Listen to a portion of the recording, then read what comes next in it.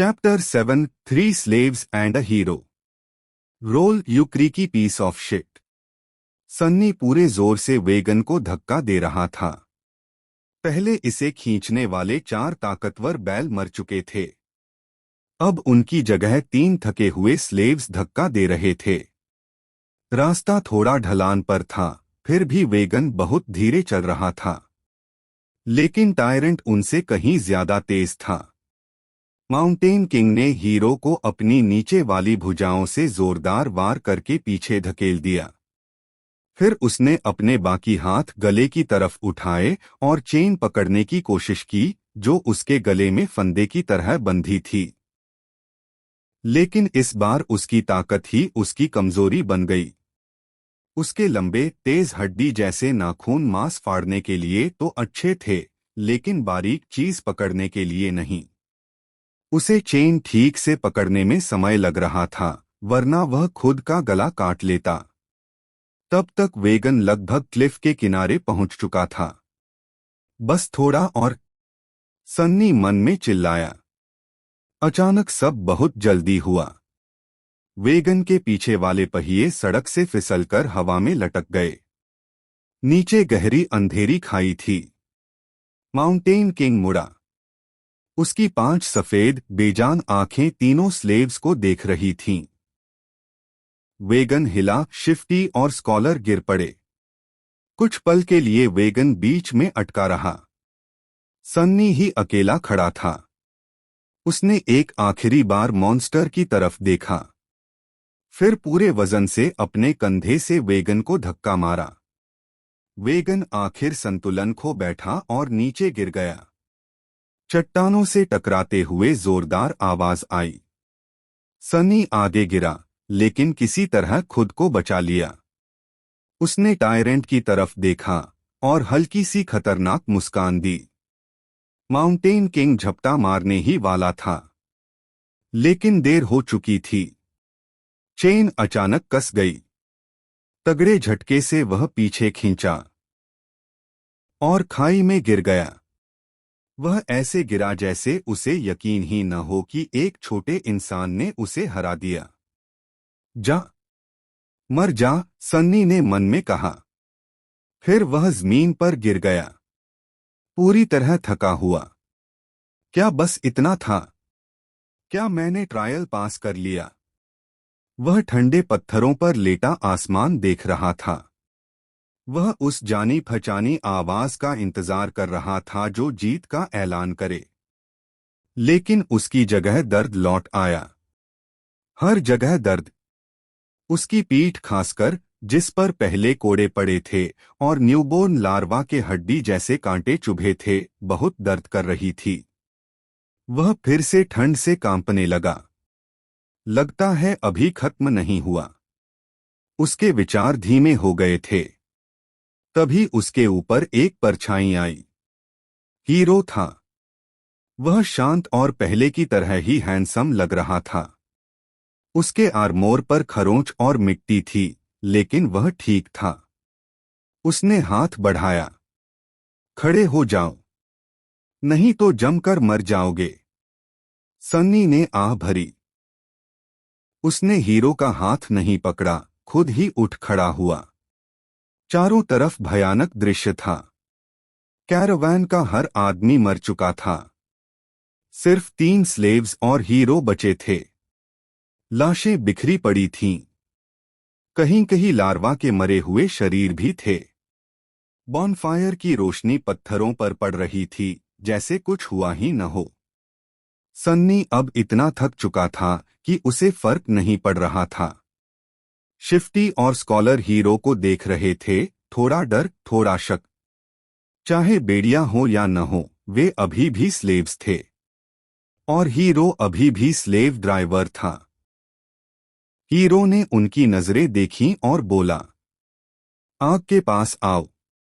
हमें खुद को गर्म करना है और आगे क्या करना है, यह तय करना है। वह मुड़ा और चला गया। कुछ देर बाद स्लेव्स भी उसके पीछे गए। कुछ समय बाद चारों आग के पास बैठे थे। शिफ्टी और स्कॉलर साथ बैठे थे। हीरो से थोड़ी दूरी बनाकर सन्नी अलग बैठा था। उसे लोगों के पास बैठना पसंद नहीं था। बचपन से वह अलग सा था। वह कोशिश करता था लोगों के करीब आने की, लेकिन जैसे उसके और दूसरों के बीच एक दीवार थी। उसे अक्सर लोगों का व्यवहार समझ नहीं आता था। धीरे धीरे उसने लोगों से दूरी बनाना सीख लिया। उसे अकेले रहना आसान लगता था। इसलिए वह इन 3 अजनबियों के साथ नाइटमेयर खत्म करने के लिए उत्साहित नहीं था। वह चुपचाप बैठा सोचता रहा। कुछ देर बाद हीरो बोला, सूरज निकलते ही हम खाना और पानी ढूंढेंगे और पहाड़ से नीचे लौटेंगे। शिफ्टी ने उसे घूरा। क्यों जाए नीचे? फिर से जंजीर पहनने? हीरो ने शांत आवाज में कहा, पहाड़ से बाहर निकलने के बाद हम अलग हो सकते हैं, लेकिन अभी तक मैं तुम्हारी जान का जिम्मेदार हूं। ऊपर का रास्ता लंबा और मुश्किल है। वेगन का सामान नहीं है तो ऊपर जाना मुश्किल होगा। नीचे जाना ही सही है। स्कॉलर कुछ बोलने वाला था, लेकिन चुप रहा। शिफ्टी बड़बड़ाया, लेकिन मान गया। तभी सन्नी बोला, हम नीचे नहीं जा सकते। तीनों उसकी तरफ देखने लगे। शिफ्टी हंसा, इसे मत सुनो, ये थोड़ा पागल है। हीरो ने शिफ्टी को घूरा। तुम दोनों इसकी वजह से जिंदा हो, शर्म नहीं आती? फिर उसने सन्नी से पूछा, बताओ क्यों नहीं जा सकते? सन्नी सबकी नजरों में असहज हो गया। उसने धीरे से कहा, क्योंकि मॉन्स्टर अभी मरा नहीं है। हमें चीजें ढूंढनी होंगी। चलो अलग अलग काम करते हैं। हीरो ने चाकू की नोक से खुद की तरफ इशारा किया। मैं बैलों की लाश काटकर मांस निकालता हूं। स्कॉलर ने चारों तरफ देखा। पत्थर का ज्यादातर हिस्सा गहरे साये में डूबा था। मैं जलाने के लिए लकड़ी ढूंढता हूं। शिफ्टी ने इधर उधर देखा, उसकी आंखों में अजीब चमक थी। तो मैं गर्म कपड़े ढूंढ लाता हूं। अब सन्नी बचा। हीरो ने उसे देखा। पानी ज्यादातर वेगन में था, लेकिन हर सोल्जर के पास एक फ्लैगन था। जितने मिल सकें इकट्ठा कर लो। कुछ देर बाद बॉनफायर से दूर अंधेरे में छिपा सन्नी डेड सोल्जर्स को ढूंढ रहा था। उसके पास पहले से 6 फ्लैगन थे। ठंड से कांपते हुए उसे आखिरी बॉडी मिली, लेदर आर्मोर पहने एक बूढ़ा सोल्जर। वही पुराना आदमी जिसने उसे पहले कोड़ा मारा था। वह बुरी तरह घायल था, मरने वाला था, लेकिन अभी जिंदा था। उसके सीने और पेट पर गहरे घाव थे। वह बहुत दर्द में था। उसका समय खत्म होने वाला था। सन्नी उसके पास घुटनों के बल बैठ गया और उसका फ्लैगन ढूंढने लगा। क्या विडंबना है, उसने सोचा। बूढ़े ने मुश्किल से आंखें खोलीं और हाथ हिलाया, जैसे कुछ पकड़ना चाहता हो। पास ही टूटी हुई तलवार पड़ी थी। सन्नी ने उसे उठा लिया। ये चाहिए? क्यों? क्या तुम लोग विकिंग जैसे हो, जो हथियार हाथ में लेकर मरना चाहते हो? बूढ़ा कुछ नहीं बोला, बस सन्नी को देखता रहा। सन्नी ने आह भरी। ठीक है, वैसे भी मैंने कहा था, मैं तुम्हें मरते देखूंगा। यह कहकर उसने टूटी तलवार से उसका गला काट दिया। सिपाही का शरीर कांपा। उसकी आंखों में कुछ था, शुक्रिया, नफरत? सन्नी को समझ नहीं आया। यह उसका पहली बार था जब उसने किसी इंसान को मारा।